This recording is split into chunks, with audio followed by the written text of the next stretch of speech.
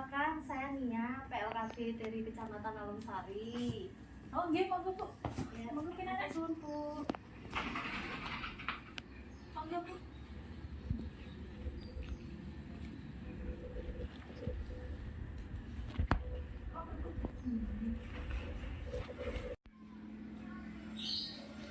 Maaf ya Bu, ganggu waktunya.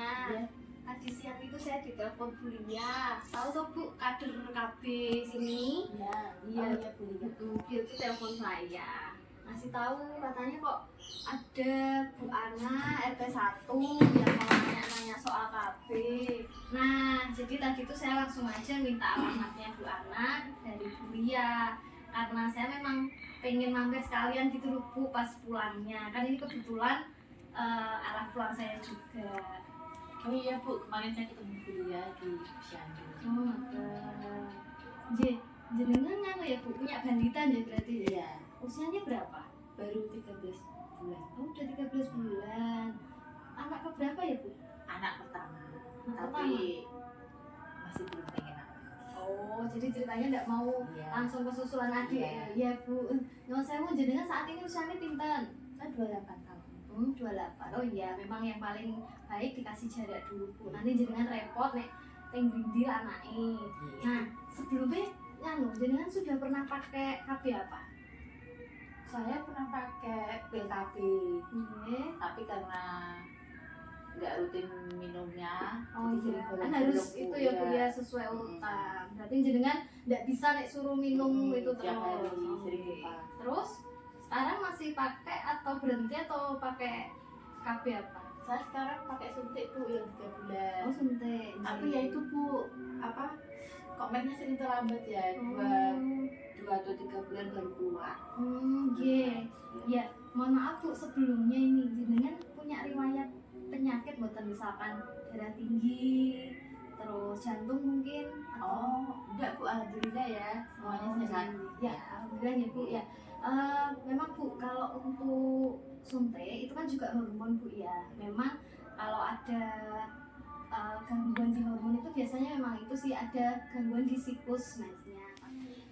Tapi selama ibu tidak merasakan sakit yang berlebihan atau mungkin merasakan keluhan yang mungkin dirasa mengkhawatirkan itu nggak masalah Bu, itu memang normal, biasanya memang efeknya seperti itu. Maten. Oh gitu ya, Bu.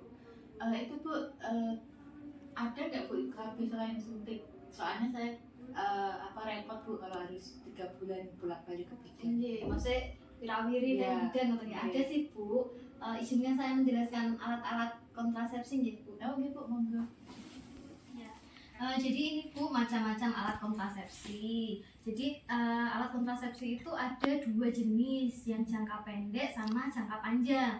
Kalau jangka pendek itu ada kondom, pil sama suntik. Nah ini pil sama suntik itu yang sudah jenengan pernah pakai. Nah kalau jangka panjang itu ada IUD, implan, kemudian ada itu loh Bu steril buat pria sama wanita, MOW atau MOP kalau bahasa medisnya seperti itu. Bu, kalau yang jangka panjang itu berapa tahun ya, Bu?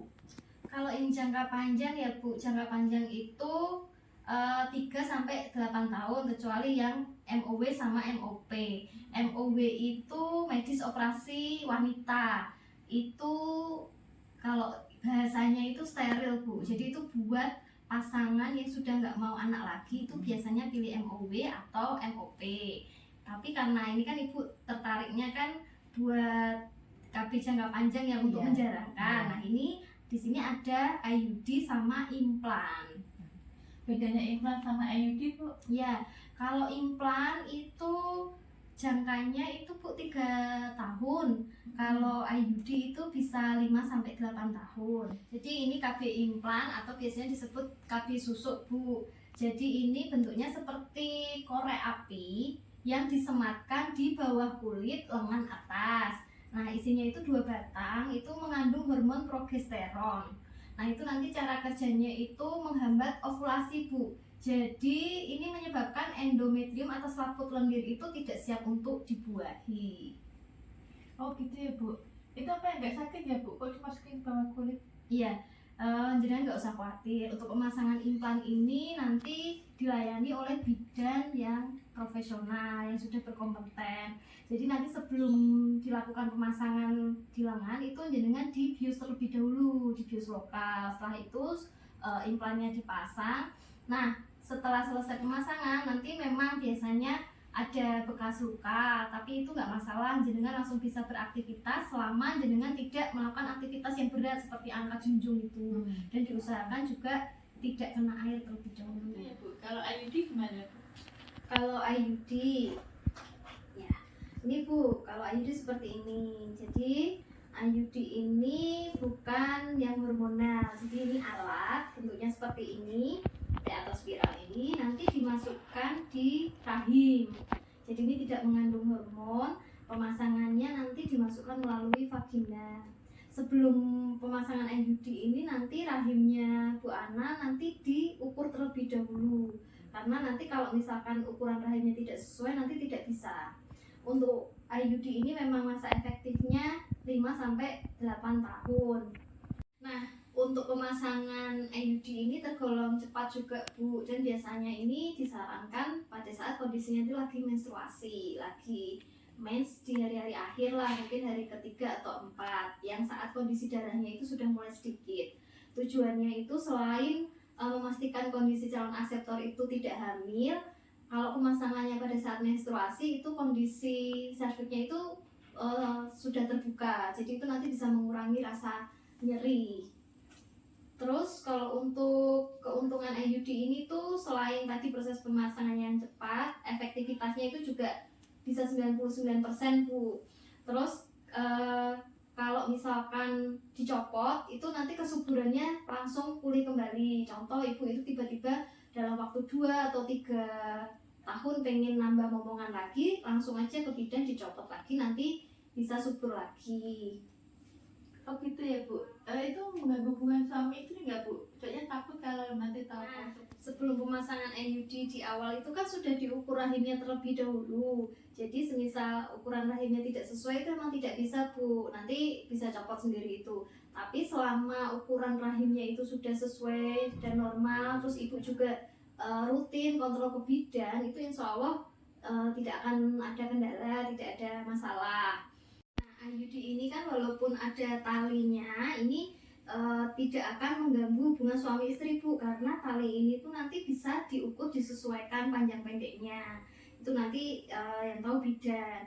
Tapi yang namanya tubuh manusia tuh dimasukin alat itu pasti butuh penyesuaian. Nah nanti biasanya setelah pemasangan itu nanti akan ada rasa mungkin mules atau nyeri. Nah itu nggak apa-apa, nanti berangsur-angsur itu hilang sendiri. Ada juga yang ini Bu ada flek atau keputihan.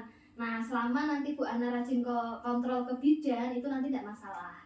Nah kira-kira nih Ibu Ana ini mau memutuskan KB yang mana? Monggo Ibu nanti konsultasi sama suami terlebih dahulu.